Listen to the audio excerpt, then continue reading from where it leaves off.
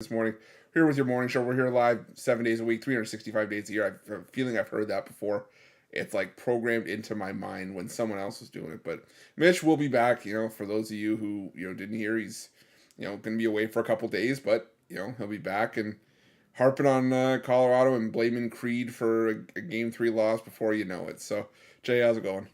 It's going good. It's going good. Wish my Rangers would have got it done last night. We can't count out them Stros. Can't count them out. No, Mitch did not get fired as much as he tried to insinuate to you guys yesterday. He'll be back in a few days. Me and Ruffolo, man, we got this. We're gonna carry out, man. We got some. We got a decent schedule today. Still lighter card. It's gonna ramp up here in a few days. Well, for you, it's kind of already ramped up with hockey now here, but NBA for me here now.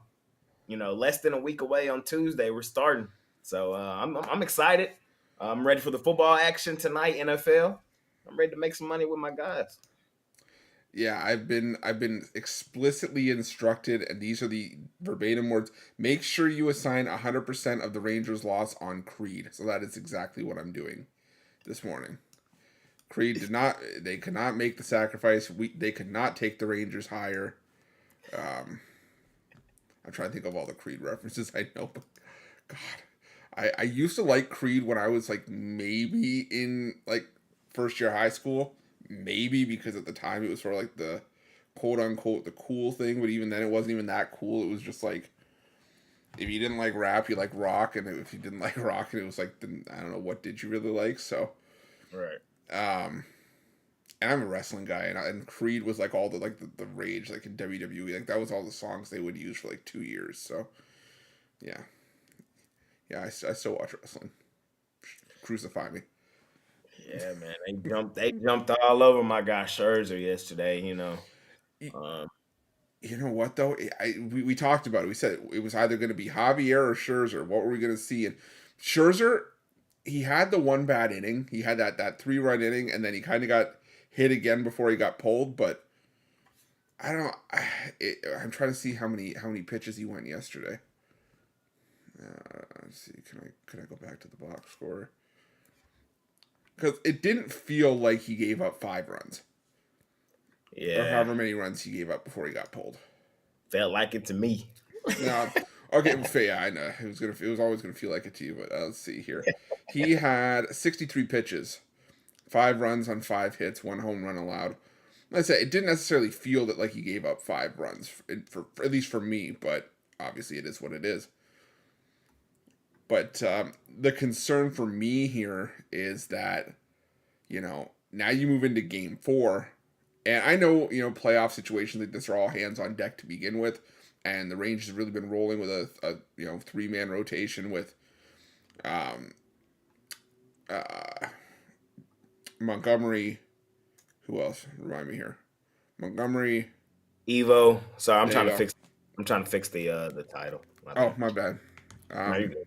You good. um, Montgomery, Ivaldi, and I mean we haven't really had to see a third starter. I think we saw one in the Baltimore series, but even then.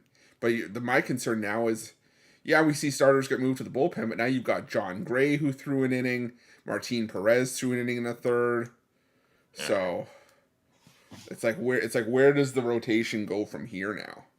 We got And Heaney starting. Heaney starting today. yeah, I told well, y'all at the beginning of the playoffs, me and him had a conversation. He said he got me. He's been solid thus far. I'm a little nervous, but I would say I think the Astros are a little nervous too with Urquidy on the mound. Two guys who I would say when they're both on, Heaney and Urquidy, you're like, okay, yeah, I feel comfortable with them on the mound. But we also know both of these guys can go south in a hurry. So it's just about which offense can get the timely hits. I thought that's what it was yesterday because the Rangers offense, it did show up late in the game, but the Astros were a little more timely yesterday. Um, I'm interested to see how this one plays out today. It's going to be a really interesting game. yeah, no, definitely. Let's see here. Did you watch any? Did you have anything on the college football last night, or was that? Did you? I didn't, but I watched Sam Houston lose yet again. Changes. Okay, okay. Let me take this for a sec. Imagine a world. I'm going to set this up like a movie trailer. Imagine a world where you have an under 41.5 in that game, Oof. and you think you're good. Because FIU really doesn't move the ball all that well in the fourth, and they get killed in the fourth quarter all season long. Sam Houston kicked that field goal, and you thought you were set up beautifully, right? I was like, as long as they just have to air it out, as long as Sam Houston's defense holds, and it held like a paper towel underwater. It was like, oh my god! And for this Sam Houston team that we talked about early in the season, how the offense wasn't clicking, but at least they had their defense. Now it's the other way around. Since the bye week, the offense has picked it up a little bit, but the defense has been trash. And you let a FIU team come back and beat you in overtime. Now, granted, FIU only scored 3 points in the fourth quarter, but this was a team that was getting crushed in the fourth quarter all season long. You let them force to overtime, and all of a sudden, after double OT, they win by 6. And it's like you go from, and I get it. Once I knew that I had 41.5 and it was 21-20, and at worst they could only score 2 points if neither of them scored in either of the first 2 OTs and one of them got a 2-pointer in the third. I knew I was screwed. So I was like, whatever. And then I could look back and it's 60 points and I was like, holy crap. All right. But again, once you go to, if you have an under in a game that goes to overtime, yeah, you might as well. Yeah. You're dead. I was surprised too that Sam Houston's defense, like you said early in the season, they were hanging their hat on, looked as bad as they did late in that game, because they had several opportunities to win that football game, several, and to come up short is typical Sam Houston, what they've been all year. Yeah. Yep. And I'm seeing a parlay post in the comments. That's great, but my thing is, where was it yesterday? That's all I'm saying. I don't know if I saw it yesterday, but if you guys are gonna post anything and have to tank me later, just make sure it's in the comments today so we can at least see it. But let's not waste any more time. Let's get into the first game. Let's go straight into the NFL. All right, I'm not saying you didn't. I'm saying for anybody. I'm saying because we have some people come in and say, oh, that's a little bit big. I'm just saying for some people, some people come in and just post the winning parlay from yesterday. I'm saying anybody. If you're gonna post a parlay here, make sure you post it in here so that we can at least go back and see it, rather than anyway just coming in and saying, oh well, I had it yesterday. Not saying you didn't. Not saying you didn't post it in the comments. I'm just saying make sure that you post it in there. I'm not saying you didn't. I'm just saying to everybody. I'm not saying you didn't. I'm just saying make sure you post it in today's thing, because we had a couple people that were saying, oh, I hit this parlay yesterday, blah blah blah blah blah, in other comment or in other videos or whatever, and it's like we didn't see it, so it's like make sure it's in there. But anyways, enough. Move on. Go to the NFL. Got the Saints hosting the Jaguars. Mercedes-Benz. It's a Caesar Superdome. I was like, I'm trying to figure. Yeah, they changed it. I'm trying to figure out my domes anymore, but that's great. I don't want it sent to my IG DMs. Thanks. I'm good. Don't worry about it. That was a thing more for everybody. So thanks. I'm just gonna go ahead and delete that now. Anyways, Saints laying 1.5 at home against the Jags. The big question for the Jags here is status of Trevor Lawrence. I mean, is he gonna play? Is he not gonna play? I'm still seeing him as questionable, and it's now this line's moved to -2. So I don't know if that means he's out, because my concern is if he doesn't play, then you get a heavy dose of CJ Beathard. So I don't know. What do you think, Jay? I think he plays. Sitting here right now, I say he plays.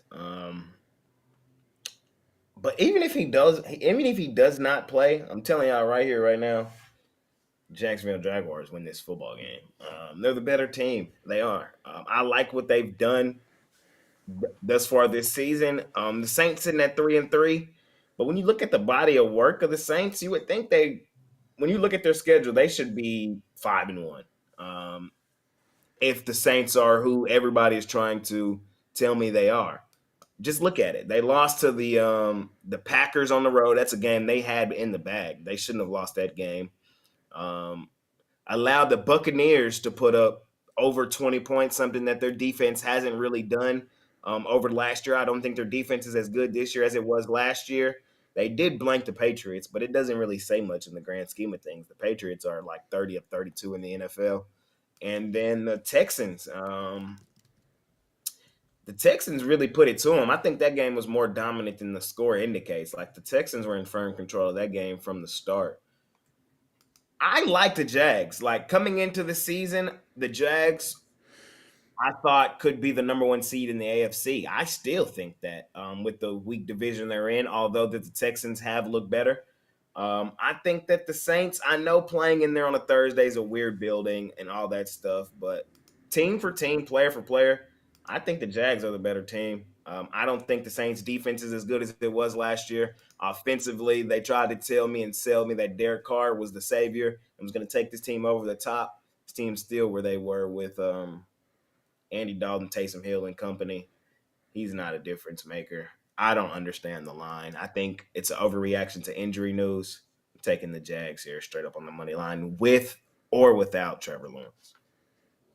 Yeah, so you and I are going to butt heads on this one. I like the Saints, mainly because, and what I'm going to do is I'm going to take the Saints on the money line because I think there's not a whole lot of difference between right now taking a money line or taking them straight up. I'm seeing minus 125. I'm seeing minus 130.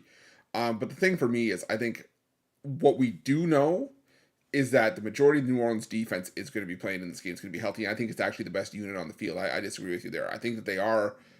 I think they are the best unit on the field. I agree. No, but I think they're better than you're giving them credit for. Is what I'm saying. Okay, fair. Because look at the ranks for New Orleans this season, and I'll compare schedules in just a sec. But New Orleans 5th in total yardage, 4th in yards per play. Top 10 against the rush, top 5 against the pass. So whatever you get from Jacksonville, they're going to be equipped to stop, and that's what New Orleans has been able to has had to hang their hat on in some games this season to try to win. Look at the schedule for the Jaguars, right? They played Indy twice, once with Anthony Richardson making his debut on the road in Jacksonville. Then they played banged up Gardner Minshew. Then they had the 2 games in London. They took advantage of a Buffalo team that, and I'm not trying to make excuses, I'm just saying this is how I see it. They play a Buffalo team that flew into London, decided to fly in on a Thursday to try to get their bodies right, which made no sense. An Atlanta team that maybe I was a little bit too high on, maybe I jumped the shark on that offense, and they got their teeth kicked in by Houston and lost to Kansas City, who really hasn't been blowing any teams away, over the last year and a half, 2 years.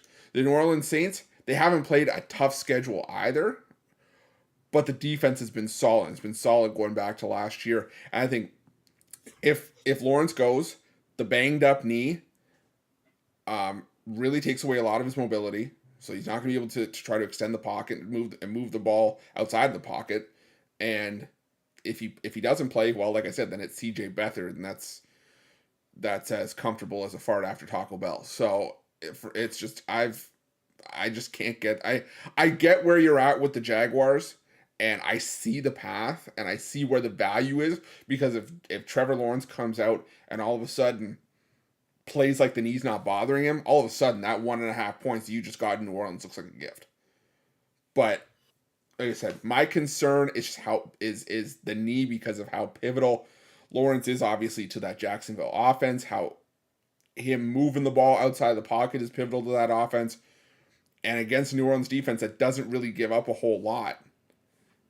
I think that New Orleans Saints defense is going to be the difference here. So I'm on the Saints money line here. Chris, last year the Saints defense gave up 20 points, maybe I want to say once or twice all season. That's how good the Saints defense was last year.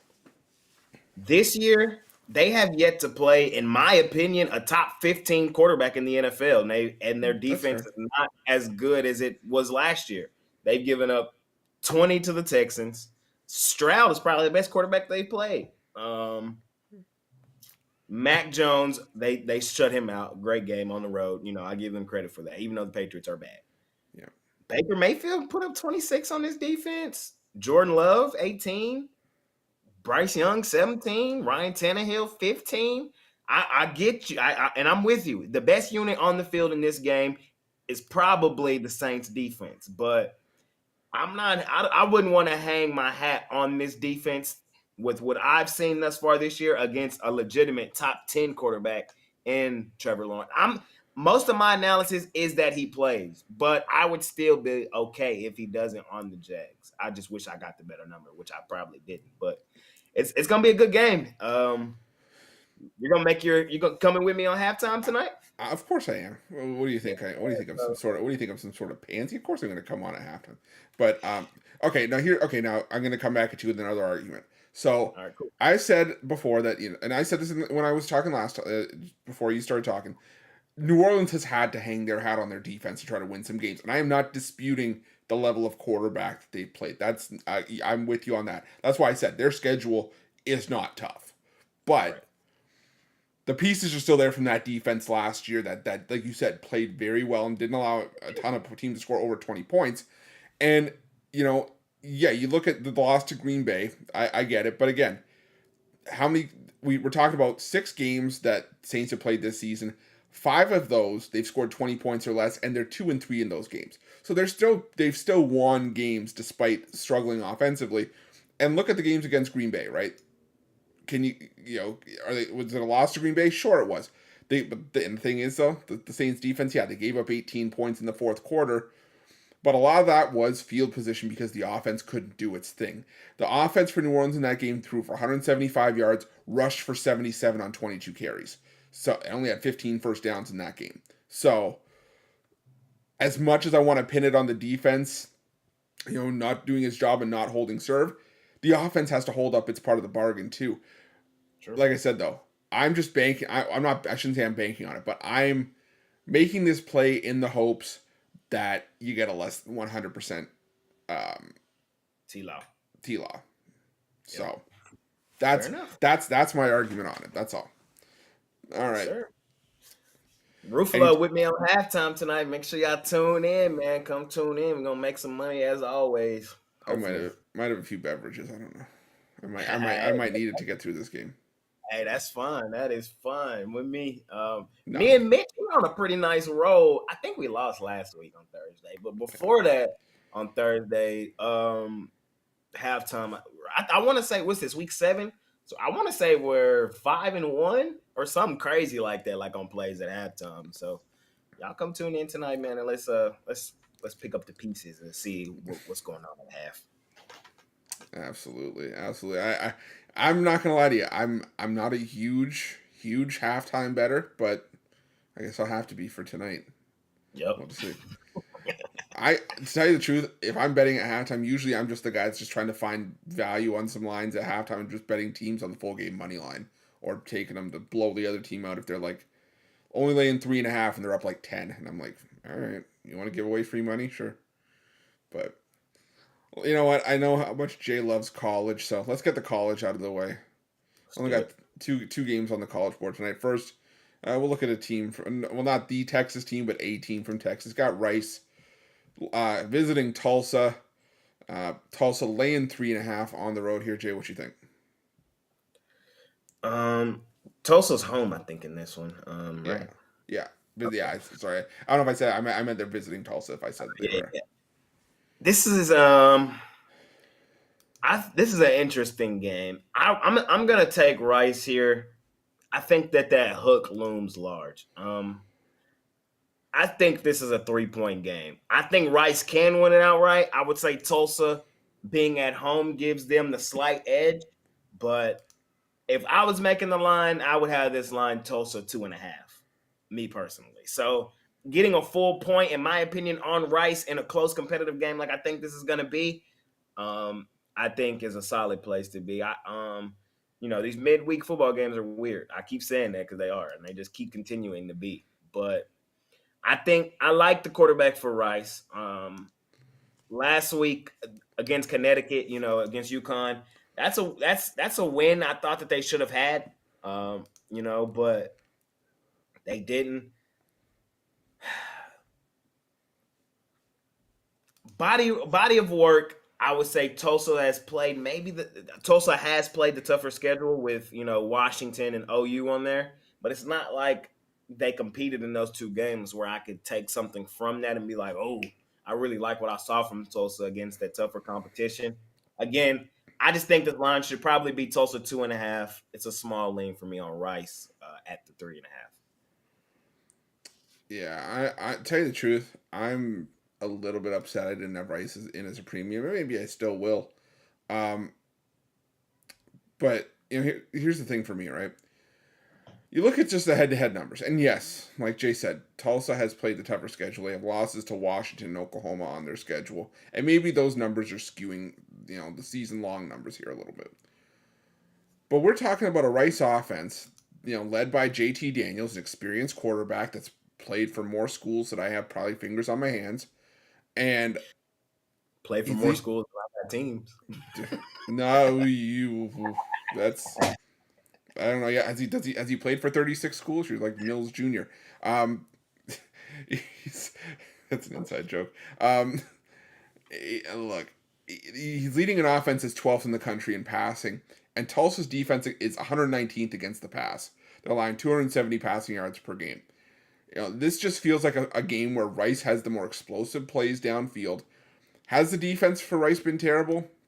Sure, Rice has gotten cooked in the last 3 weeks by USF and UConn. Those numbers are probably not anywhere near where you'd want them to be. Of course not. You're giving up outright losses as a double digit favorite last week to UConn, and USF laying 3 on the road. But I still can't forget that this is a Rice team that played Texas a lot closer than that 37-10 score indicates. I remember watching that game, and Rice was dominating Texas in the trenches. Maybe Texas got caught with their pants down. Maybe they just were overlooking Rice. But Rice, I think, took that personally. Granted, didn't matter because Texas won that game by 27 points. But that's still stuck in the back of my mind. And this is a team that beat Houston. Yeah, they gave up a 28-0 lead, but it is what it is. And I just feel a lot better backing Rice that I trust to move the ball through the air than Tulsa, who can move the ball on the ground, but I don't know if they're going to have those explosive plays that are sometimes the difference in these games. So, I don't know. I can't. And LT's World makes a good. And he makes the point we just said. That you have Oklahoma and Washington baked into it, and I get it. Those pass defense numbers are inflated, but still, the wins are against Temple, NIU. You lost to FAU last week with a capable quarterback in Daniel Richardson, the Central Michigan transfer. I think JT Daniels is the better quarterback here. I trust JT Daniels running this offense, so give me Rice in the points and put a little bit on the money line as well.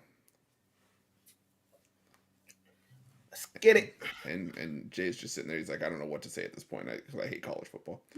Hey, man, it's been kicking my ass. It has, but I think midweek it's been kicking my ass.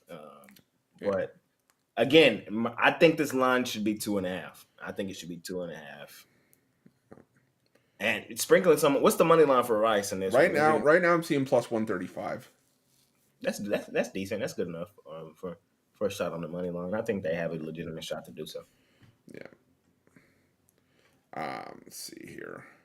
By the way, everybody, if you're looking for college football, Ron Romanelli and I are going to be breaking down Week 8, the marquee games, coming up right after this show. Depending on when we end here, maybe around 11:45 or 12. I have to reach out to Ron to figure out what time he wants to do that, but it should be around 12. I'd say 12 o'clock latest. But the marquee game on the board of the two, you got JMU laying 3.5 on the road, taking on Marshall. JDC, anything here? I mean, it's hard for me not to just want to take JMU here. JMU is treating me well for the last 2 seasons. Like I never have a problem when it comes to betting on JMU. One of my biggest bets earlier this year was during that rain delay with Virginia. I think they were down. I think I bet them live to come back and win the game, and they did.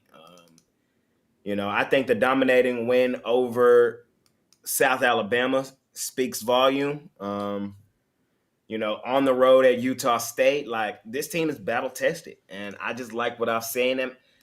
Am I probably setting myself up here with laying the 3 and the hook? Maybe, but you know, Marshall coming off back-to-back losses, at home this week. Probably going to be playing some inspired football, but I think the line's right where it should be. I think JMU wins this game 4 points to a touchdown. So I'm gonna lay it here with James Madison. Yeah, I don't love this game. I'm not gonna lie to you guys. I'm leaning towards Marshall here, just because if this game was at James Madison, no problem, lay the points with the Dukes here. But on the road, you know, just if we look at the 3 road games that the Dukes have had, yeah, yes, the Dukes have had some impressive performances offensively, or at least putting up points. Put up 38 against Bucknell to start the year. Didn't cover as a 48-point favorite. I don't know who's laying 48 points with James Madison, but 36 against Virginia, 45 against Utah State, 31 against South Alabama in a win at home, and 41 in a 41-13 blowout last week against Georgia Southern. But, and I say this because I do love a big butt, and I'm stealing that from a former Pick Dogs employee. Look at the road performances, right? They barely beat a bad Virginia team 36-35 in a game that they needed to come back in the fourth quarter, and they scored 12 unanswered points. And after the rain delay, they really got lucky for the rain delay. They did. Yeah. And they scored a touchdown with less than a minute to go to win that game. Then, you play Troy, a Troy team that is not the same defensive team that they were last season, and you beat them by 2 points. Granted, you held Troy to 14 points. That's all well and good, but they still passed for 333 yards in that game. It was just the fact that the rushing offense could do jack diddly squat. They actually had a negative rushing yards in that game. They rushed for minus 12 yards on 19 carries. But the pass defense, you could air it out on JMU in that game. And then you let Utah State hang around. A Utah State team that still not the same team it was last year. Not a great team, but they outscored JMU in the second half 21-7. So yeah, I know I meant Jack something else, but I try not to. I'm trying to avoid the expletives here, try to avoid the explicit rating. But anyways, what I'm saying is that JMU's had their flaws on the road, and against a Marshall team that their 2 losses, both on the road at NC State against a Power 5 opponent, and granted that was the best game I'd seen NC State play all year, putting up 48 in that game when again they did jack diddly squat. See, I'm saying that again to avoid the getting in trouble. And then you go against a Georgia State team that I think is criminally underrated this season. So going back home, I think this is where we see the best Marshall. And they can air it out on this JMU defense that's 129th against the pass. So as long as they don't run the football, which they want to try to do because Rasheen Ali is one of the better running backs in the country that maybe nobody talks about, I still think that at worst this is a 3-point game. And I think that's where you're saying the hook looms large, and I think that's going to be the case here. So yeah, give me Marshall and the points in this one. Fair enough. Excuse me. Throat got a little bit dry because I've been talking too much. I see the path. That now that I said it once, that's got to be the most cliche thing I could have said. See the path. I see how you got there. But the path. All right, so let me just make sure I think I got the order right here. Yeah, I do. All right, so the first we'll move to MLB now. Go to first game. Easy. The Phillies 2-0 series lead against the Los Serpientes. Got D-backs at plus 110. You got Suarez for the Phillies, Fott for the Diamondbacks. Jay, what are you looking at this one? Gotta go back to the well one more time, man. Back up against the wall at the crib. I think this is lose or it's over. You go down 3-0, it's over. Taking the Los Serpientes. I'm taking the Diamondbacks. I hate that it's fought on the mound tonight. But I gotta back my guy, man. Same thing I said, I gotta give him credit. He's won both of his meetings in the postseason thus far. The Brewers kind of got to him. He only went 2 innings, 7 hits, 3 earned. That's dangerous against this Phillies offense. But I really, really liked what I saw from him his last game against the Dodgers. 4 innings, only 2 hits, no earned. They need a big game start from him here. That last one was in Arizona, and I think that's the key here. This one's in Arizona. The last game he had in Arizona, he was against the Cubs. He went 5 innings, 4 hits, no earned. He plays better at the crib. It's a must-win for the Diamondbacks. The Diamondbacks offense, there's a reason they're in the NLCS. Like there's a reason they're here. Back up against the wall. Suarez, he's probably my least favorite in the rotation for the Phillies. I got to give him some credit too. He's looked solid. He had to shut down the Braves in his last 2 outings, so we can't not give him his credit. But on the road in this one, his last outing was at home, behind that insane Philly crowd. Philly probably has, and it's not even close. Philly has the best playoff crowd. If the Rangers and Phillies make the World Series, I might got to cough it up and try to go to see a game in Philly because I want to experience that. But, this one's on the road. I'm a little nervous for Suarez tonight. I got to go with the plus money. Give me Los Serpientes. Give me the Diamondbacks straight up on the money line. I think this is 1 for 4 where Jay and I have agreed. I got to go Phillies here. Only because, and don't get me wrong, I love Los Serpientes. I want the bit to continue. All this jazz. The problem that I have is that like you said, it's Brandon Pfaadt, and I think Pfaadt,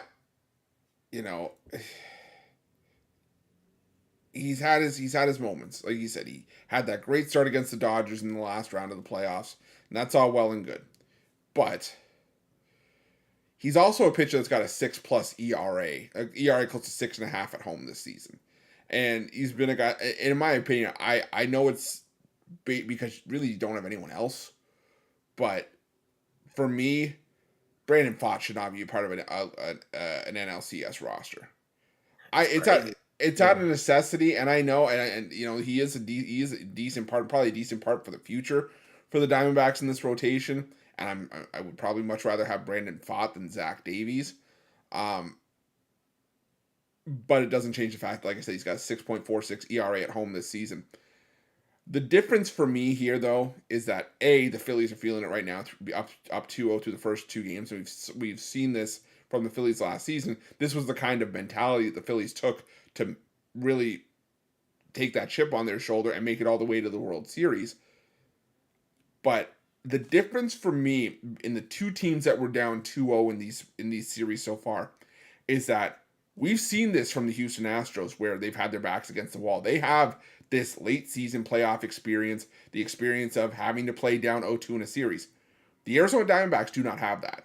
And it just looks right now like this team is just looking for answers and just looking to figure out where they go from here.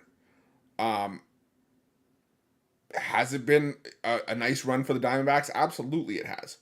But I just don't think that this team is there. I saw a comment that said that it feels like they're 2 years away.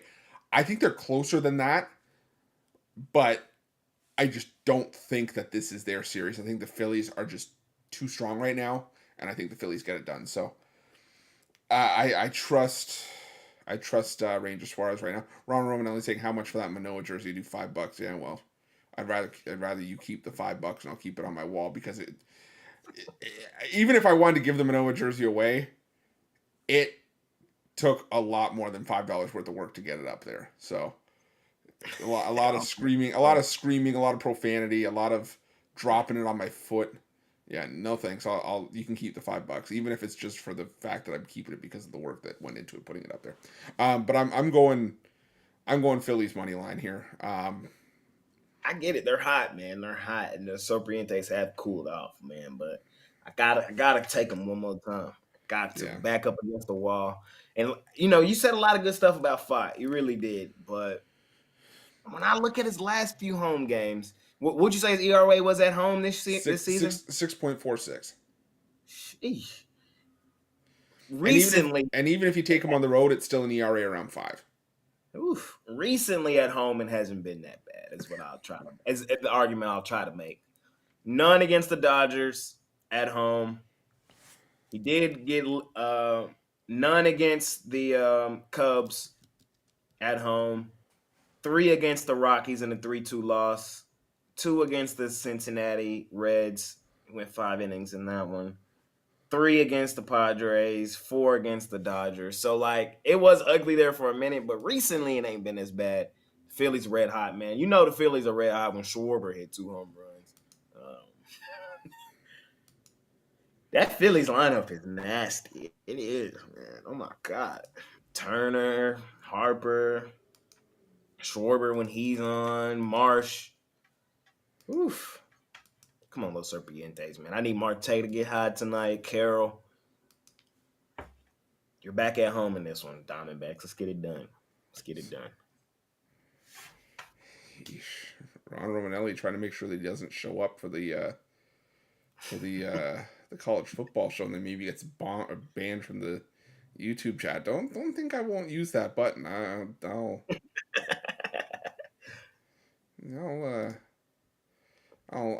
pull it out. I'm trying to find here some splits that I can maybe give out a home run prop, but the site that I use isn't working. Let's see. Let me just pull up the prices here, see if there's any value in this for a home run prop.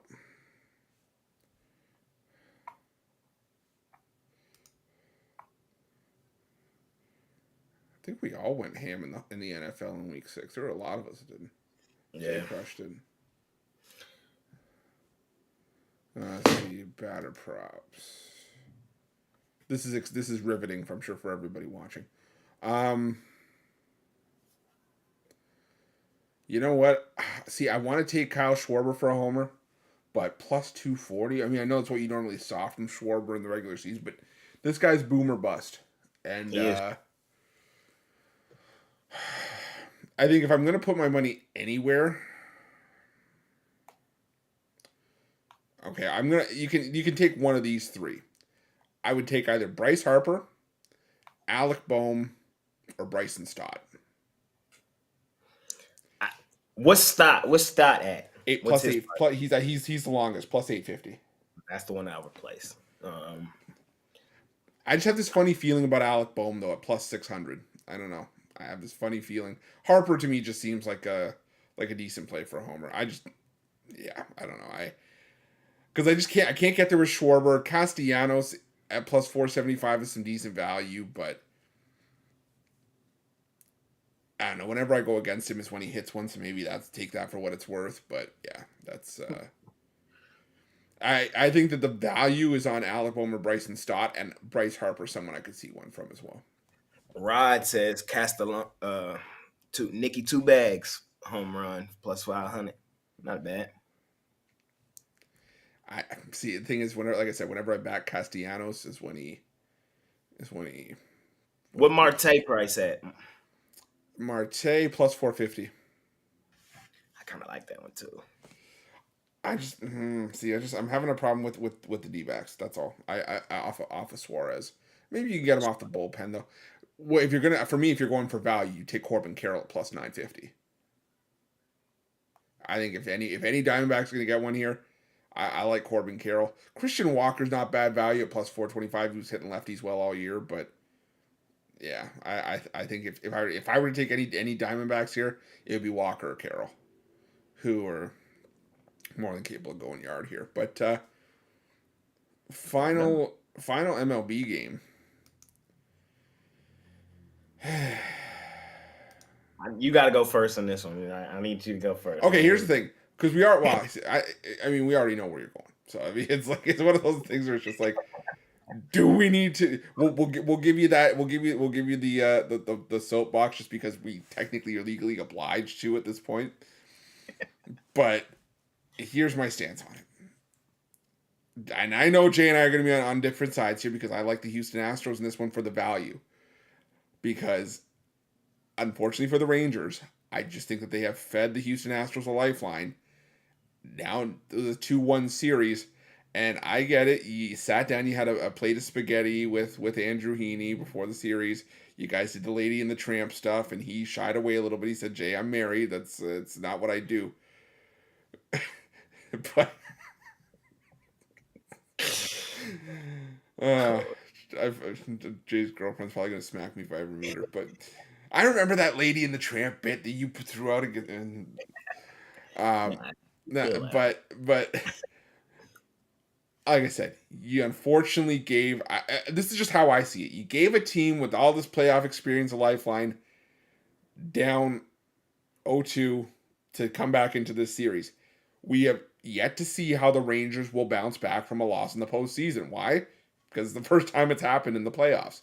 So just going with what I know, and that we have the Houston Astros with all this experience at even money in a building that they've won 7 of 8 meetings against the Rangers this season.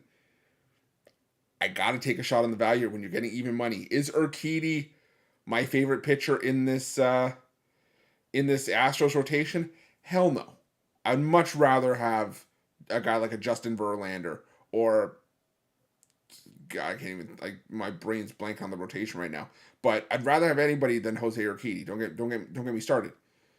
But I'm still thinking that Andrew Heaney should be on the injured list with a stiff neck from how much he watches the ball go out of the park. That's always been my stance on Heaney. So I'm taking the Astros at plus 100. Jay, just let me know when you're done.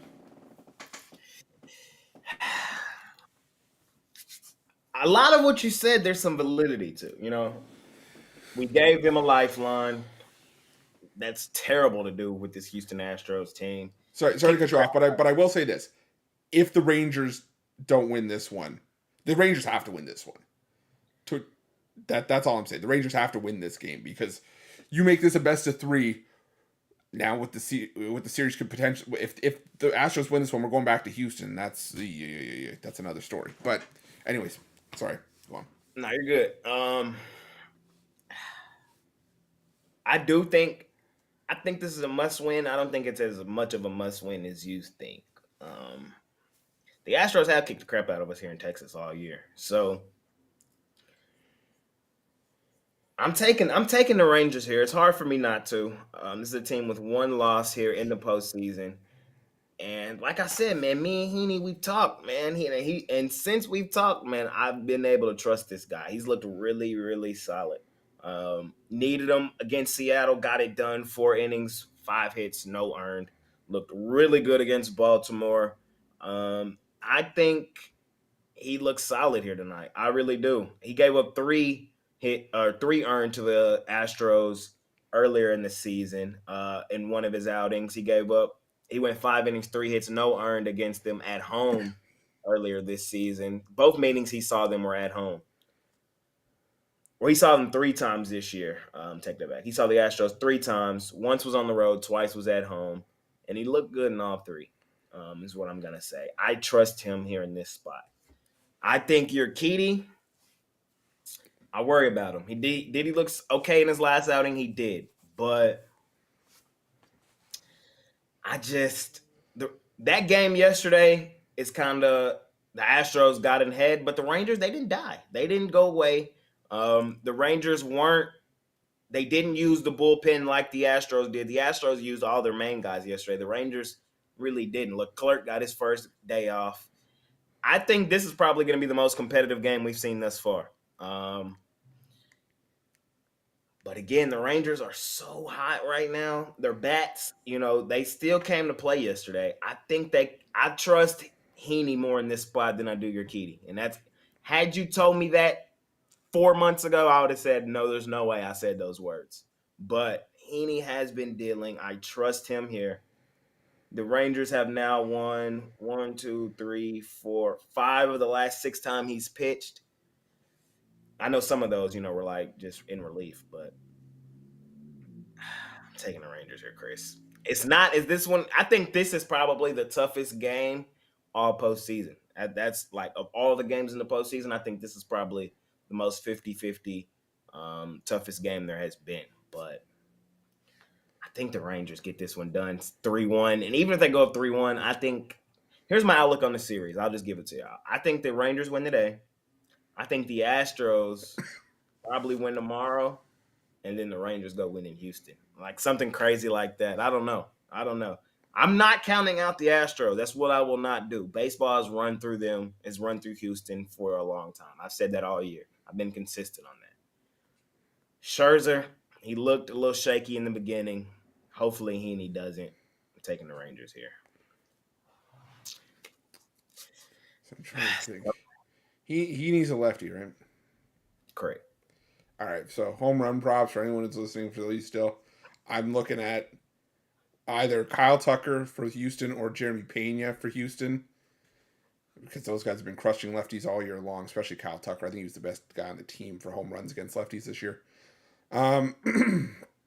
For the Rangers, see, there's no value on Adolis Garcia plus 230. There's no value there. I mean, if you want to use it as a parlay piece, maybe, but I could see Jose Altuve too.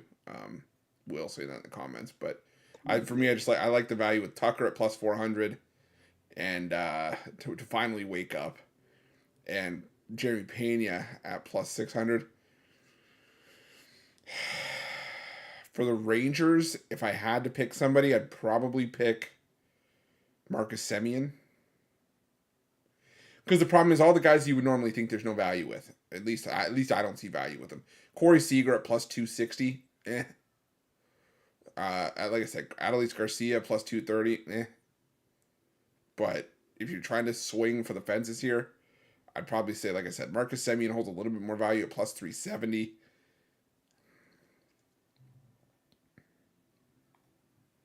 I'm just trying to like picture myself looking at my MLB app and seeing home run and trying to see, oh yeah, okay, that makes sense. Who that he would have hit one there, and that's what I'm trying to figure out here. So your Urquidy against the Twins in the first inning gave up a bomb to Lewis, and he also gave up one to Julian in the sixth. Who hit one tonight? Let me think about this. I mean, my guy Young had 2 last night. I might have to go. What's he at? For a home run, plus 400. And that's actually what I was kind of looking at too. I would probably go him. Where my guy Heim at? 475. There we go. They're my 2 tonight. Young, Heim. Give me Evan Carter, 1.5 total bases. Seager, man, he done kind of disappeared these last 2 games. Seager, over 1.5 total bases. Give me the squarest play on the board.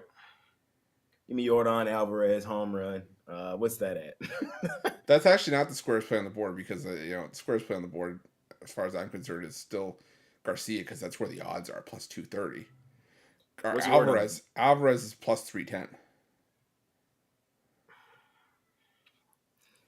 If we're going by where the odds are and the lowest odds, and we're calling those the squarest plays on the board, it's Garcia and Seager. Yeah.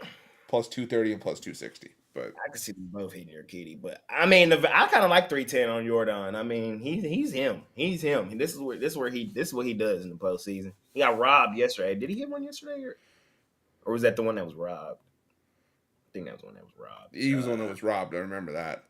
Yeah. Give me Yordan too. So right. I would probably take an over in this game too, Chris. I think this is going to be a high scoring game.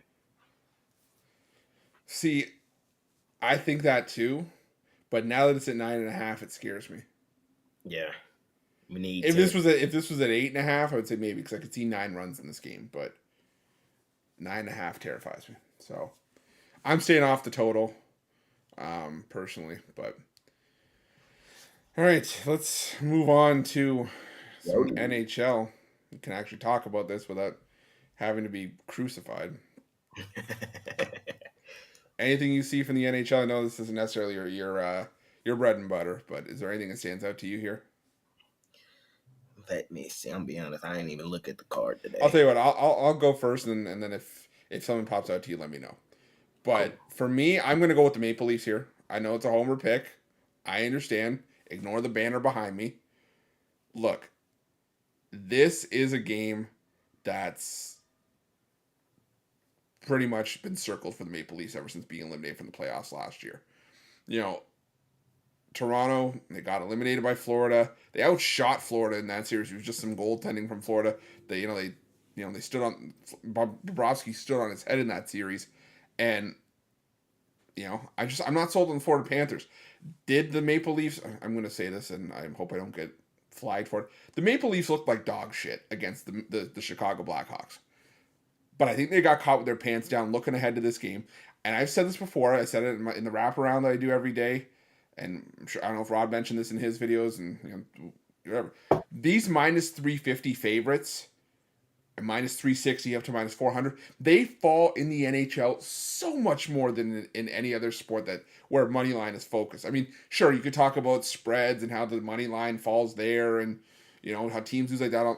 But I'm saying in money line based sports like baseball, and, hockey, minus 400 favorites fall so often, or minus 350 favorites fall so often, and the Chicago Blackhawks were just the value spot in that night.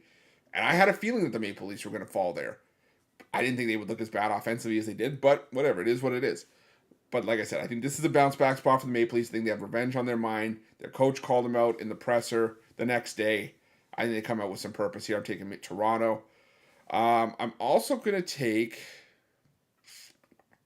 I'm going to take the Minnesota Wild. I do not like what I've seen from the Los Angeles Kings. I don't think, and I've said this again in the videos, I don't think that the Los Angeles Kings, they made the playoffs last year, but I don't think they made the moves to make this team better. If you're a hockey fan, you probably, I don't know if you relate to what I say here. I don't think that bringing in Cam Talbot makes your team better from a goaltending perspective. I think they had some decent goaltending as it is, and I just think that they brought in a guy that doesn't help. I've seen Cam Talbot get lit up in Ottawa. I'm trying to remember where else he's been. I've seen him get lit up in Minnesota. And like I said, I just don't think he makes the Kings better. The Minnesota Wild are a defensive team that play tough at home. They play disciplined hockey.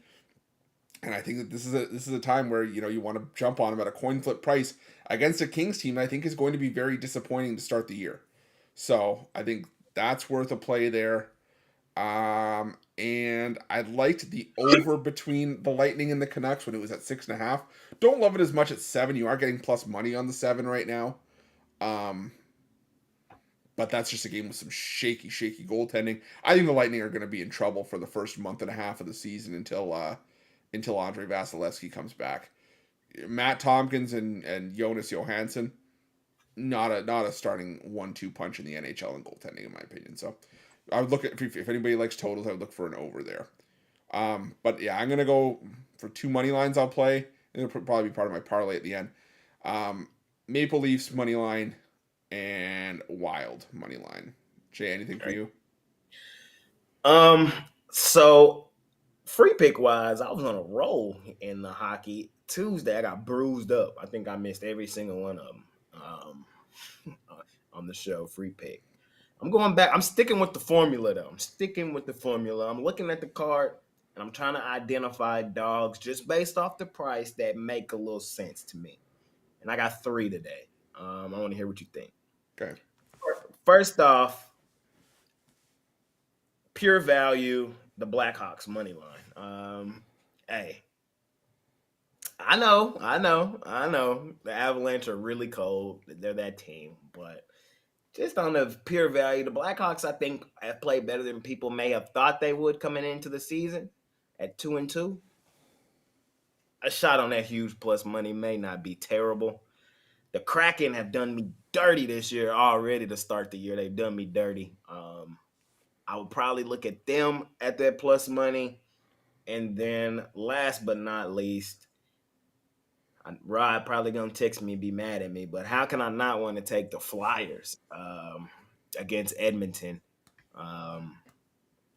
At that price, they've looked well thus far this year too. Edmonton, they've been shaky to start the year. That's a huge price. Not saying they don't win. I'm just saying that these 3 games, I think the price is right if you're trying to take a big dog and get some plus money. All right, I'll say this. The Blackhawks, I'm with Rod here. I think there is some value with the Blackhawks. Maybe if you want to take them at plus 1.5, I like the under 6.5 in that one. Because the goaltending's been a lot better than I expected it to be for Chicago and Colorado. They're, like you said, they're playing out of their minds right now. But the argument to be made for Chicago and why none of that was a premium for me was because the Blackhawks just pulled out the win as a plus 280 underdog, I think it was. So, I could see the path to get there with the Blackhawks. The Kraken, not so much. I'll be honest with you because I'll say, man, I don't blame you. They already done did me dirty this year. They already have. see, and again, I'm not trying to sound like a broken record when I say this, but just I'm trying to give everybody some insight as to what you get when you check out the wraparound. Is that the Kraken? The problem with the Kraken is they did their best work on the road last season. They were, I think, the most profitable road team in the NHL last year. And they were expected, because they kept a lot of the same guys. They kept pretty much the same roster. They ran it back with the majority of that team. And they've started out so poorly this season that it's alarming to me that they haven't had better results on the road, because now they go back home and nothing's worked. They got their teeth kicked in by Vegas. They've scored 1 goal or less in each of their 4 games so far this year. And now they're taking on a Carolina team that looked like dog shit against San Jose. And it took a miraculous comeback down 3-2 to arguably the worst team in hockey in the San Jose Sharks. 4 goals in 6 minutes to come back and all of a sudden win that game on the puck line. I looked away from that game and I tuned in. Like, I was on the morning show with you guys yesterday and I'm like, oh yeah, okay, the Sharks. And I'm like, wait a minute. I tuned out, it was 3-2. How the hell did the Sharks lose that game 6-3? And then I saw and I was like, okay, well, that makes sense. Now the Flyers, I could get there. My only concern is Edmonton's offense is always going to be good. In Philadelphia, the offense can be shaky. But I've gone on record saying this last year. The goaltending tandem of Stuart Skinner and Jack Campbell is one of the most inconsistent in hockey. You could get a shutout on any given night. You could also get these guys not being able to stop a beach ball and giving up 5-6 goals. So, and I think I just think it's the most inconsistent in hockey. There are teams that are going to be bad. There are teams that are going to be good. I never know what I'm going to get from the Edmonton Oilers. That's why whenever I see the Oilers on the board, more often than not, I would look at an over before I would look at a team. Unless there's just some sort of stark value one way or the other or some dominant trend, it would be the over for me. Just because I never know what I'm going to get from the goaltending. They still have 2 of the best players in the world in Draisaitl and McDavid. That's the only way I look at Edmonton games. But I could see the value at plus 180. There you go. I'm just trying to see if there's anything else that's here. Ducks against my Stars. Value right there to maybe fade my team tonight. No, I don't think so. No. I would go. I'd either go under 6 or maybe Stars. So value Stars in regulation. Not minus 160. I'd probably have to go Stars puck line, if anything. I don't want anything to do with the Anaheim Ducks. I just don't know where this team is headed. They'd probably have a better shot winning a game if they made another movie. I mean, I have no. I have nothing there with them, to be honest. Fair enough. All right, let's move on to the final segment of the show. Move on to NBA preseason. I'm not gonna lie to you. I have very little on the preseason slate, if anything. I've just really struggled with NBA preseason and getting there. 6 games on the board. By the way, before I get into it, did you see the Cleveland Cavaliers unveil their city jerseys? Hey, I ain't gonna lie. I saw the video. They had me kind of hyped the way they had all them people in there. And then you dropped the curtain. I thought they was finna unveil some fire. Like the jersey was finna be like best in the league, man. That look. You know what that looks like? That looks like when you go on to like some next website. Remember when you had this when you were a little bit younger? You were dying to get this jersey, but it was like $150, and you're like, I don't want to pay $150. And you see a website that's offering jerseys for like $30. That's what it looks like. Like the numbers aren't even on the same level; they're diagonal. And for some jerseys, that's worked in the past, but it just looks like someone misprinted it. Yeah, I didn't love them either. My favorite was the POV of the guy recording the unveiling. And he's like, "What the hell is that?" Yeah. I lost it. I freaking howled. I was like, that's terrible. But anyways, if you haven't, please go search. What are we calling now? X, Twitter. I don't freaking know. Go on social media and just look up Cavs jersey unveiling or something like that, and just just listen to the guy's reaction.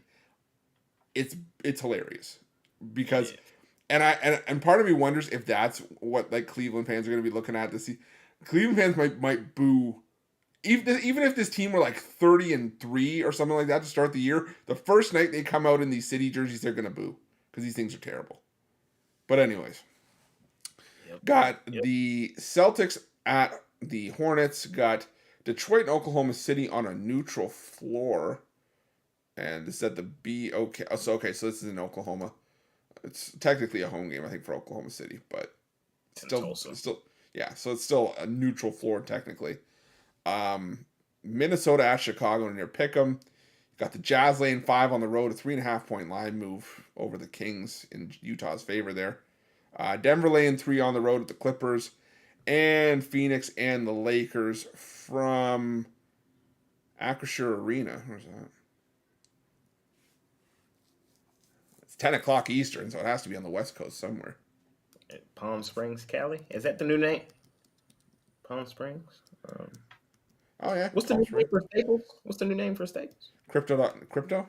Crypto. So where's Acrisure? Yeah, it's in Palm Springs. You're right. I was thinking, you know what I was thinking? I saw Acrisure, and immediately I go to Acrisure Stadium where the Steelers play. I'm like, Yeah, they're playing yeah. outside at 10 o'clock at night? What the hell is this? No, they're playing in Palm Springs. So, Okay. anything for you here, Jay?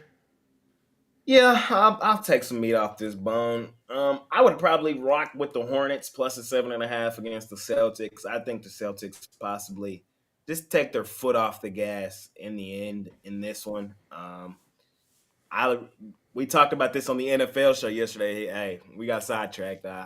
Hey, remind me not to bring up Jaylen Brown during the NBA season on the Don't morning bring show. up Jaylen Brown during the NBA season. Okay. We're gonna save ourselves a lot of time if we don't. Trust me. Mitch deep dove his contract. It's atrocious, but Trust me. We heard about it before the drive-through yesterday too. Thank you for that. If that was your fault, thank you for that. so remind me not to bring up Jaylen Brown too much this year on the morning show. But I just think that the Celtics probably take their foot off the gas a bit here in the end. We're getting closer to the regular season. They know who this team is at this point. We saw the Charlotte Hornets step up and beat the Thunder Buddies the other night as a pretty sizable underdog. I don't know if they beat the Celtics outright, but I think they can do enough to cover this point spread. That Bulls Timberwolves, that line just looks really funky. Why the hell is it only Bulls? Bulls. It was +1. Now I'm seeing it even. Give me the Bulls on a pure fade of the line. The Timberwolves are 4-0. So why are they not favored big here? It's because the Bulls probably go and get this one. And also, when you look at the schedule for the Timberwolves, they beat up on my Mavs twice in those games. You know, the Mavs haven't taken a preseason seriously in really any capacity. They haven't really played most of their guys. They beat the Knicks and they beat a foreign team. So that 4-0 is not as impressive as you may think. And Chicago has played a pretty tough schedule. Milwaukee, Denver twice, Toronto. So, I think it's worth a shot there on Chicago. I think many people might just look preseason. Timberwolves going off, money line them. I think they may be in trouble. I might take the Bulls. That Pistons Thunder game, Chris, kind of scares me. The Pistons did beat these boys straight up the other day, 128-125. Getting 6 points, I probably lean to the Pistons. Y'all know the Thunder Buddies for life. That's my team. I can't wait to be betting back on them in the regular season, but I probably would lean Pistons here in preseason action. I'm definitely going to be watching Suns-Lakers tonight. I think we're going to learn a little bit about both teams. Not a whole lot, still preseason action, but, two teams like this of this caliber meeting up just days before the regular season. I think we may see, some spurts of great basketball here in this game. Would probably go Nuggets against the Clippers. I think the Clippers just beat these boys the other day. Yeah, they did 116-103 in the preseason. That kind of just usually goes the other way. I'm gonna use the rod angle. The Nuggets are gonna be mad.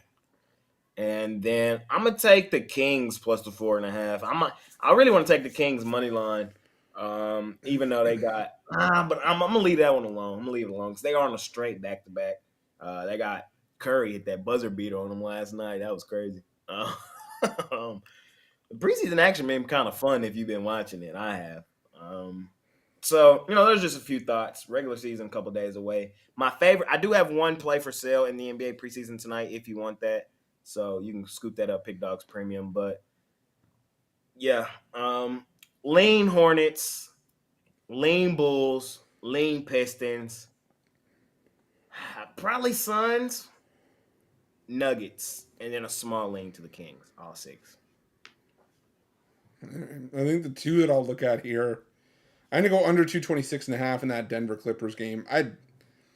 It's always that WWKD, what Kawhi do, because I don't know if he's going to play in this game, and I don't know what the Clippers are going to put out on the floor. And I think the Denver Nuggets are going to take a bit more of a cautious approach here, considering they do play a meaningful game on Tuesday. I think they want to go in as healthy as possible, not risk anything. So, wouldn't be surprised if we saw, I don't want to say minimal effort, but I don't think we're going to see a full performance from the Denver Nuggets here. So I lean under 226.5 there. And I'm going to take the plus 5.5 with the Thunder, or sorry, with the Pistons against the Thunder. I think the Thunder probably win that game, but I think it's a 2 or 3 point game. I think there's been a pretty long layoff for the Pistons. I don't think we've seen them in about a week, and I think that they want to shake the rust off a little bit. So I think you're going to see the majority of the top guys out there for the Pistons in some capacity.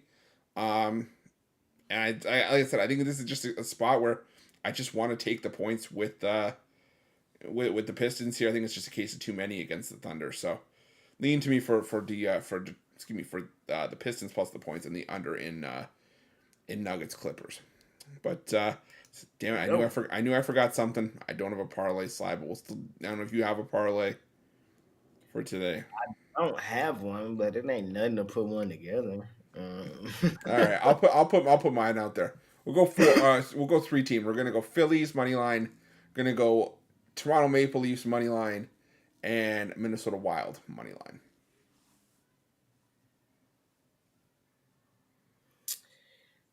Okay.